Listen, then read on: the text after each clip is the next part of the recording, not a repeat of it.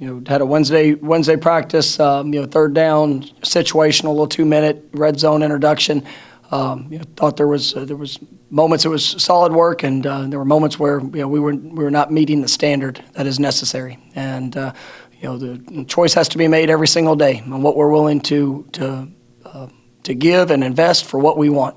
And at times today we did that, at other times we did not. And we have to continue to work and make that choice, as a football team and as individuals on what that standard is going to be for each one of us. I can promise you for the program, the standard will not change, and we're going to continue to push, continue to get better, and we've got to continue to work in that positive direction so we can see that improvement and growth. With that, I'll take questions. First question will be Irish Norvell from Washington. Coach, when you have situations like that, and we got to watch, I guess, 3 of your practices in the spring, so we haven't seen you a lot coaching in practice. How do you handle those situations? How do you and your staff handle them? Is it constant encouragement or extolling, or is it at some point it has to come from the players?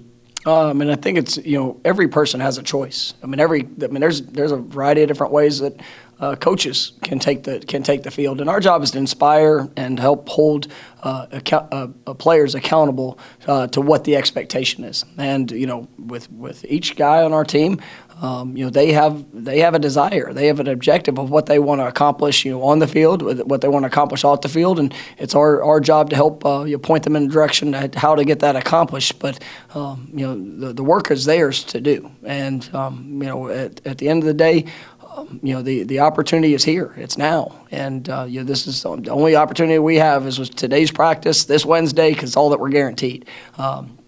I think if there's one thing that has been learned through 2020 already is that there's nothing guaranteed.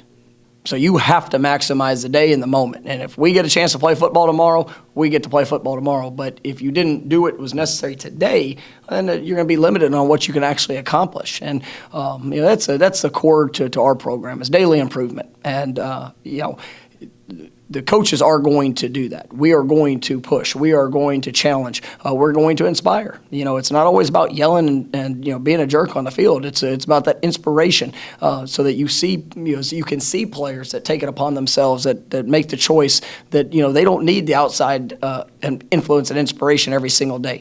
There's some days that you do. There's some days I do, and there's days that players inspire me to do my job better, and that's a great thing. That's when you know that the culture and the mindset of everybody a part of this organization, that's where you want it to be. But on the flip side of it, it definitely, there's a choice for everybody on that field and what they're willing to put out, and it's usually what they're willing to get back. Next will be Matt Marshall from the Orlando Sentinel. Mike, is it a little disappointing in a way that you're week 3, preparing for this game, and that you maybe took a step back on the practice field today with some of the attitude and the execution from some of the players? Say it again. You kind of broke up a little bit. I'm sorry. Is it a little disappointing that you're in week 3 and midweek preparing for this big game, and that you didn't get the same execution level that you wanted to see on the practice field today? It's always, you go out to push to be the absolute best that you can be. So anytime that you come up short of that, it is disappointing. Yesterday was probably our best Tuesday practice that we've had throughout the season, and we just didn't quite follow it up today with what we needed. And last week, our Wednesday practice was really good, and so but it also shows where we are. And if we want to be consistent, we got to have consistent action and consistent growth throughout the organization. And it's all, it's coaches, it's players, everybody involved. We're all in this thing together. It's so we've got to continue to do a better job in all aspects. And there was, like I said, there were some bright moments. There's some players that had unbelievable practices today. But as a whole, you never know who it's going to come down to. You never know which position group, which player, which individual has to be has to show up in the moment. So we all have to be accountable for each other, and that's one of the things. Is it shocking? We're still in week 3. It is. There's a lot of growth that needs to happen within this team, and the great thing is that we're all here together, and we have the choice to make. Coach, when you're going through a practice like today and some of it's subpar in that sense, do you think guys realize that in real time, or is that something maybe they're not able to self-evaluate in the moment and understand that they're not doing it to the standard you expect? Well, they get encouragement throughout that time, and so we try to. I don't ever go on the field just to say things. I try to be very specific. I try to be very transparent in what I see with every player. That's part of a job as a coach, is to evaluate what you're getting, and then obviously to be able to take the steps for the reaction to it, and how guys are going to apply the correction. And so and there were some guys that maybe didn't start off as good as they could have at the beginning of practice that I thought finished up well. It's just I'll tell you, I'll make Demoria Tate, I think, is having the last 2 weeks of work. I mean, his approach, his mindset has really been so much improved from where it was earlier in the year. And to see him making that choice, it's not just what he's doing on the practice field, but in every aspect. And I mean, I'll give him a little bit of positive in that regards. I mean, you look at that running back group. I mean, every day they come out to work. I mean, there is an absolute purpose and a passion for what they're doing, and you see that group getting better. And so and there's a lot of guys. I mean, you could pick every position group has multiple guys that are doing it the right way, but we just need more consistency across the board. And we get that we give that real time feedback, but then also the choices made when you're done with it. You go and look at it, and how can you improve, and what can you do to apply it to get better.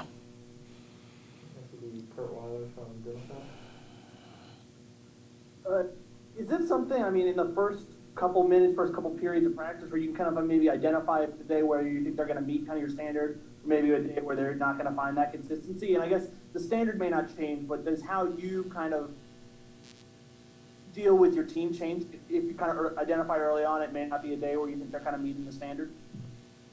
No, I'm going to coach. I mean, I'm going to coach them to what our standard is. At every point. I mean, I've never been a part of a practice that was perfect. And whether there's mistakes early, whether the mindset, I mean, there's been times we come out a stretch and at the very beginning of practice with unbelievable energy, and maybe at some point of the practice there's a lull, and it's our job to pick it up and make the corrections when those moments arise. That's also what it looks like in a football game at points. I mean, there's times that momentum goes against you where there's a bad play. You've got to be able to respond, and that's what I love about the game of football. That's what I love about the job and the opportunity that I have, is because it's about helping inspire guys. It's about helping lead guys to being better than what they even think they can be at times. And so it's to answer your question. I mean, it's all ever changing. I mean, it's sometimes early, sometimes late, and so we just we coach the moment.